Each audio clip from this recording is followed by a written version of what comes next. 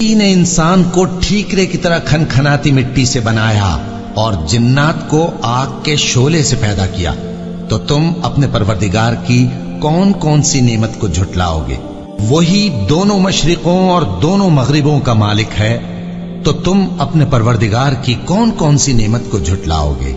اسی نے دو دریا رواں کیے جو آپس میں ملتے ہیں، مگر دونوں میں ایک آڑ ہے کہ اس سے تجاوز نہیں کر سکتے، تو تم اپنے پروردگار کی کون کون سی نعمت کو جھٹلاؤ گے؟